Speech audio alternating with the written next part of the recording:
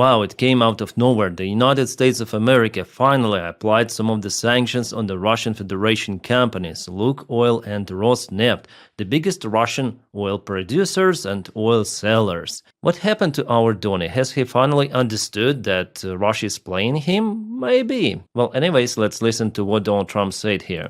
Well, I don't know that they will. I think that they'll certainly have an impact. They're massive sanctions. It's sanctions on oil. The two biggest oil companies, among the biggest in the world, but they're Russian. They do a lot of oil. And hopefully it'll push, hopefully he'll become reasonable, and hopefully Zelensky will be reasonable too. You know, it takes two to tango, as they say, and we're going to find out. They hate each other. These two people hate each other. You know that better than anybody. And it makes it more difficult than it should be. This should be easier to do. But the level of hatred between Zelensky and Putin is very substantial. Could I add one thing? What the president is doing today with these sanctions is putting more pressure, of course, on both parties, in this case on Russia. It's all about changing the calculus, making sure that Putin understands that the president's vision this weekend of having a ceasefire, stop where they are, as you literally said, that this has to be step one now. And for him to really accept that vision and to come to the table. And then you have to put pressure. And this is exactly what he did today. Yeah, you see, pressure on Russia. That is what we like here. And indeed, sanctions, they might work. But whether they destroy the Russian economy?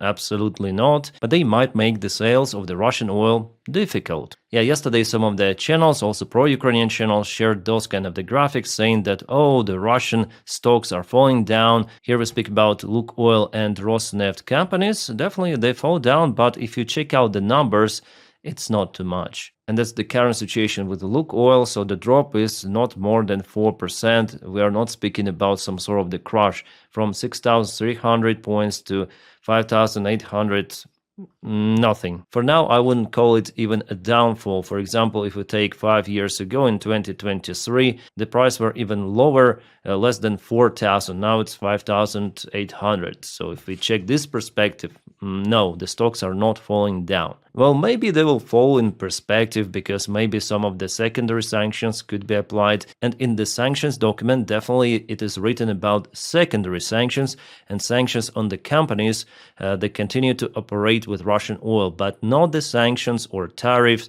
on China government or Indian government. Here, they try to avoid it. That's what I said to you before, like United States of America, they're not interested to apply really 500% of the tariffs on China, as it was the project of the Lindsey Graham senator who really wanted to do it, but no, some of the companies, that's it. So here we have this document of the sanctions. There's the list of Lukoil, Rosneft. By the way, refineries are also out there. Great to see already those familiar names in this list. And here they say about the secondary sanctions, which could be applied on the foreign financial institutions continue to operate with the Russian oil, but also may risk. Yeah, may, it doesn't mean that they will be applied 100%. That is at least what I understood from reading this document.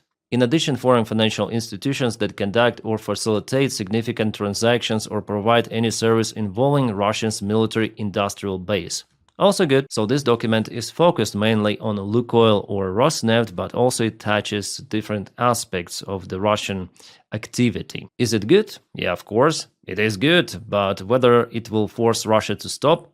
Absolutely not. With Putin, absolutely the war will continue, so not just sanctions should be applied on Russia, but also there should be the massive military support of Ukraine. But Donald Trump still avoids, for example, sending to Ukraine Tomahawks. And also yesterday's information from the Wall Street Journal about the United States lifting restrictions on long-range weapons for Ukraine. Well, Donald Trump himself disapproved this information.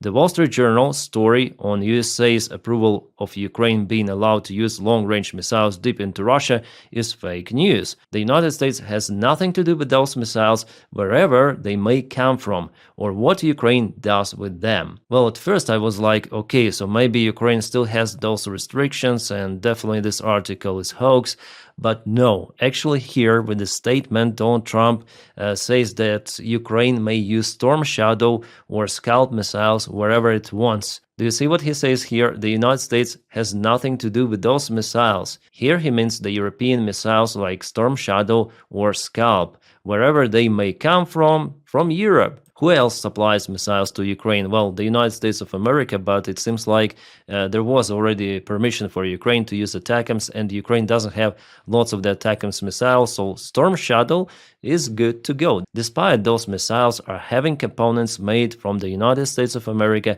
and before Ukraine got those restrictions from the United States of America to use missiles on Russian territory, but now Donny says that, I don't know, those are someone's missile, I don't know what they're doing, it's not me. So as you might see, it's the play of words. He wants to show to Putin that no, it's not him who gives that permission. But actually, in this case, the Wall Street Journal article is definitely correct. And on October 21st, so a couple of days ago, Ukraine has already used Storm Shadow missiles to hit Russian chemical plant, which is producing some sort of the powder components for Russian weaponry. It is located in Bryansk, so Bryansk chemical plant supplying the army of Russia. Storm Shadow is being confirmed by multiple of the sources. But it is European missile, so Europeans may do whatever they want with it. It's not Donny. Donny doesn't care, which is, I would say, a good position. Just recall Jake Sullivan from Biden's administration. They were so concerned. But I like that Donald Trump doesn't give up about this kind of the case. So Ukraine will hit many more interesting spots in Russia, more refineries, more military production facilities. Great. But still Ukraine needs different weaponry, including Tomahawk missiles, but Donald Trump hesitates to give it right now.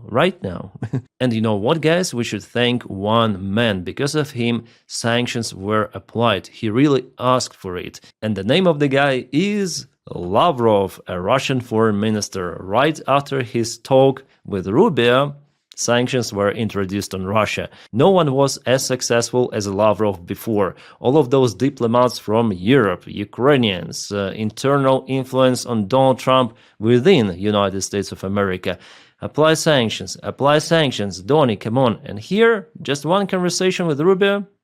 Here you go. By the way, it is great that Rubio is now in charge of this topic and not Vitkov, because Vitkov is absolute crazy guy. Donald Trump himself in Israel said that Vitkov is not competent. Yeah, probably you know that kind of the speech. Vitkov is a realtor, he is my friend, but he knows nothing about Russia, he knows nothing about Ukraine, but at the same time he forced Zelensky to capitulate, and Zelensky wrote about it, and after that there was the twist. So Rubio is now in charge of this deal, so-called deal with Russia, but this deal is not possible, we know it. Russia understands just pressure, but the current pressure, again, even with those sanctions, it's not enough. There should be massive sanctions introduced, not just Lukoil or Rosneft. There should be way more sanctions. So after this conversation between Rubio and Lavrov, it was understandable for Donald Trump that Putin wants to continue the war. They want to occupy Donbass. Zelensky doesn't want to give Donbass to Russia.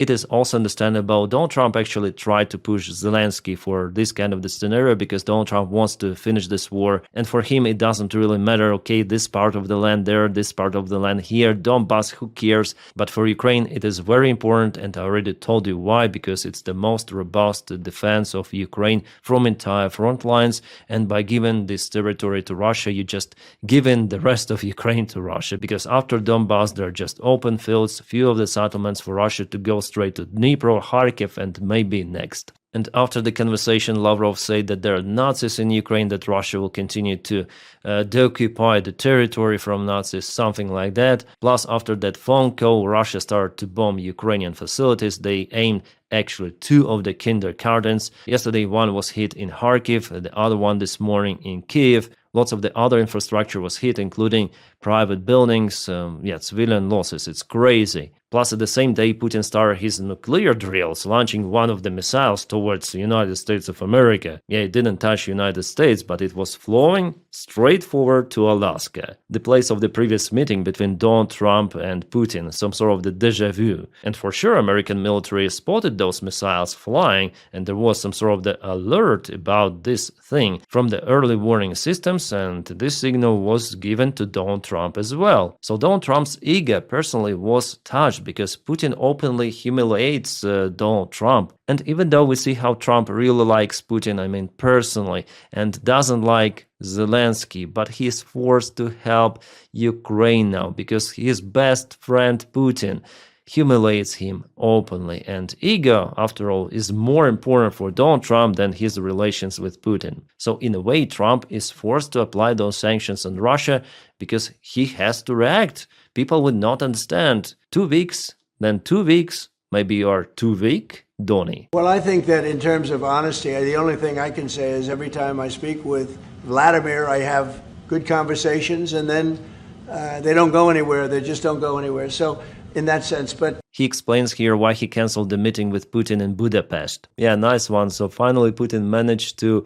annoy Donald Trump at that kind of the level. By the way, Trump mentioned that Putin wants really to take the entire Ukraine, but Trump insists for the war to stop at the current front lines. By the way, Zelensky also tells the same, that for Ukraine it is okay that if we follow some sort of the Korean scenario with some of the security guarantees. But Russia doesn't agree on that, and that's why Donny had no other choice but to apply those sanctions. Finally, even for his stupid orange mind, it became understandable. Well, hopefully it will be understandable also to support the Ukrainian military with everything he can to support. Well, Bloomberg already published the information today that India's Russian oil flow expected to dry up after United States sanctions. Well, it could be definitely a good variant. And Trump is going to talk with Xi Jinping about purchasing the Russian oil. So here we go with this part of the message. How do we end the war with Russia and Ukraine, whether it's through oil or energy or anything else? And I think he's going to be very receptive. He would now like to, I'm not sure that he did at the beginning, he would now like to see that war end. He says about Xi Jinping. Trump called Xi a strong leader capable of influencing Putin to end war in Ukraine. But I think that China will continue to support Russia in any sort of the case. Well, maybe not trading directly through Lukoil or Rosneft, there are multiple of the other different companies in Russia, but they will support Russia. And China's officials already stated it before that they will not let Russia lose. Those were the words of the Chinese foreign minister that he said to European official representatives, Kaja Kallas, I think it was. And you may ask, what's the Russian reaction? Well, they used their almost nuclear weapon, Dmitry Medvedev, a Russian chemical weapon, yeah, because after all, alcohol has its own chemical formula. Here's the auto-translate from Telegram, kind of the big post, but I want to go through it. Trump's cancellation of the summit in Budapest, new sanctions against our country from USA. What else? Will there be new weapons besides the infamous Tomahawks? If any of the numerous commentators still had illusions, here you go. The USA is our enemy. And their talkative peacemaker, here he mentions Trump, has now fully taken up the path of war with Russia. Yes, he does not always actively fight on the side of Banderit Kiev yet, but this is now his conflict, not the senile Biden's. Of course, they will say that he could not do otherwise, that he was pressed in Congress, etc. This does not change the main thing. The decisions made are an act of war against Russia. And now Trump has fully aligned himself with the insane Europe. Oh my god.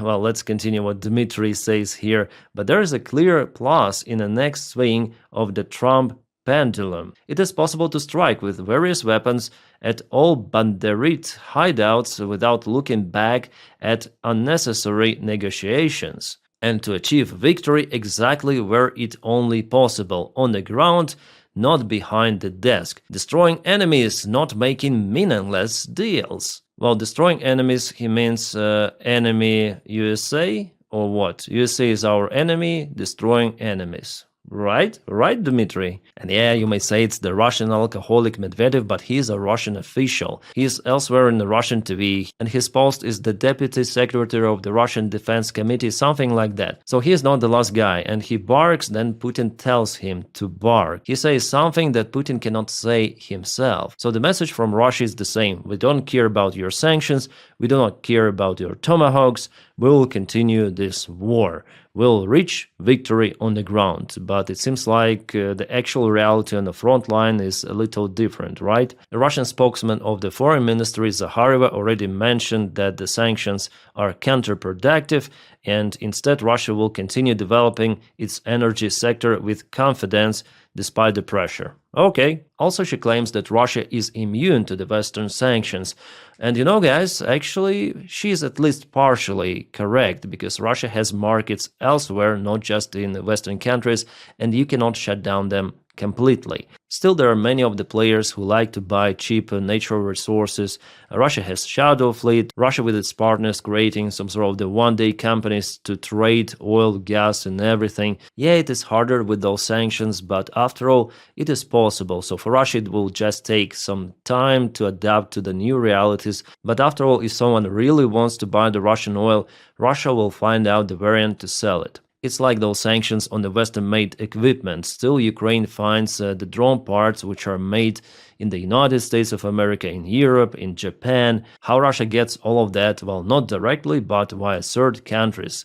Germany, France, and other countries, they somehow start to export more goods and tech goods to Kyrgyzstan, Kazakhstan, maybe Turkey. Why? Well, you know the answer why. With oil, it's the same story. Top corporate managers, they're greedy, and it's very hard to cut those supply connections that continue to feed the Russian economy. So we'll see how it goes with those oil sanctions, but I don't think that they'll really force Russia to stop the war. And we have the great news from the European Union. It applied the 19th package of sanctions against Russia. It includes ban on imports, restrictions on movements of Russian diplomats, sanctions against those involved in deportation of Ukrainian children, penalties against the shadow fleet, new sanctions targeting Russian banks, and 100 foreign flagged tankers carrying Russian oil. Great! And Zelensky is now on a visit to Brussels, I guess. So very bad day for Russia, absolutely. And we have some of the update about Gripen jets that Ukraine will start to obtain probably in 3 years around.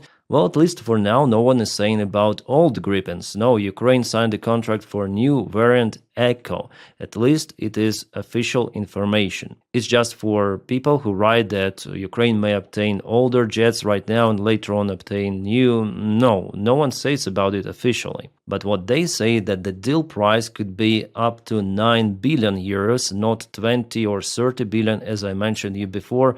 However, I think that my number is more correct because together with jet, Ukraine should obtain infrastructure. Weapons, training, maintenance, spare parts, everything of that is very, very expensive. Maybe even more expensive than the jets themselves. Just imagine, maintain 100 of the airplanes. Crazy. But the good thing that proposal from Sweden is to use the confiscated Russian assets, which are not yet being confiscated, and mostly they're located in banks of Brussels. Now Europeans want to confiscate those. There are active talks ongoing, but actually Belgium may be even against it. Well, at least for now, their bureaucrats are saying that we will not bear all of the responsibility for this confiscation because Russia may go to the court against especially Belgium and Brussels. Guys, it's just crazy. By the time Ukraine has this huge risk for its sovereignty, those officials in Europe, those bureaucrats, once again, they don't want to risk even some of the financial stuff. I don't know, guys, we live in a parallel reality. By the way, Russian drones were spotted over Belgium and it seems like they don't really care. Yeah, Belgian Prime Minister will not be the only ones to pay Putin. So his conditions to confiscate those assets is to share legal risks among European countries. If the money has to be returned, all countries should do it, not just Belgium. And use frozen Russian assets not only in Belgium but also in other countries, but the main part is in Belgium, as I say too. And he says that they're gonna block this initiative not to allow confiscate Russian money. Okay. So the destiny of Ukrainian support, Ukrainian military lies in the hands of those kind of the stupid suit-wearing clerics with watches that worth tens or maybe hundreds of thousands of dollars or euros in this case. Yeah, guys, I just hate those bureaucrats and officials, especially in Europe. And because of those idiots, Ukraine doesn't have enough military support. Well, fuck them. Ukraine will still defend itself against Russia. And luckily we have support from normal, usual people from all around the world. They're purchasing drones, vehicles, everything. Guys, without normal people, Ukraine would have been occupied mainly by Russia a long time ago, without those FPV drones and etc, etc, etc. My friends, thank you so much for your kind support, especially on Patreon and membership of the channel. Without your support, my job is simply not possible. Thanks for you, I am filming more, so expect one more video upload today in a few hours dedicated to the situation in Ukraine, front lines and other news. Now I wish you all a peaceful sky wherever you are and have a great time.